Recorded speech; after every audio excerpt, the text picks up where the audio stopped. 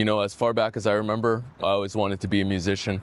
When my friends were trying to get out of their piano lessons, typical Asian shit, right? I desperately wanted a piano. I desperately wanted lessons. But we grew up pretty working class, so all credit to my mom. We never had to worry about having food on the table, but crazy things like having a piano teacher or buying an upright, that was never on the list of things that was a priority or, even possible.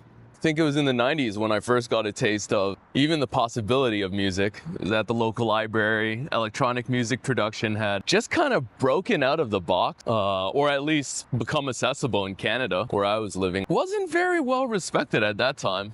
I mean, given classical crowds, probably still isn't, right? When I opened up those trackers, synthesizers, that's getting access to something that we could never have had without that. It was really weird seeing those trackers scroll and play music and bring something to light from nothing, creating from scratch. I don't even know how to articulate that idea. Just the raw childlike joy of silence before you put some commands in, suddenly you've created something. And it was something that could be your own. I think that was the first time that it really opened my eyes to what was possible. And it's from this perspective of, from cost, from affordability, that I first got interested in electronic music. And I think most of the music teachers, piano teachers, everyone that I ever talked to at that time thought the idea of electronic music was pretty much a novelty. You're supposed to practice technique on your instrument. It's about the granularity of articulation. You're supposed to work up through recitals, eventually perform to bigger and bigger audiences. And it's not that I didn't want that. I still love the piano. It's one of my favorite instruments.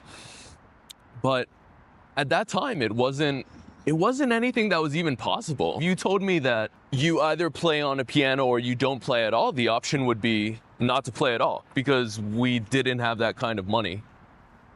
So I think for me, it unlocked a path where there wasn't one before. And I think there's definitely a lot of people that would say that, hey, that's a worse path than the classical path. But there's a beauty to possibility. And I think when you're given access to that as a child, it opens a lot of things up. I didn't really care where I would be performing or composing at that point. It really was the pure joy of just getting something down for myself, getting an idea into reality. And of course, over the years, I got a job, built up a bit more money, actually took formal lessons, and that's great, right? I love the chance that I had to learn these instruments, and I'm grateful for the opportunity that was brought to me. But I don't think that would ever have ever gotten started if that initial joy of creation, that low cost of entry, had never existed in the first place.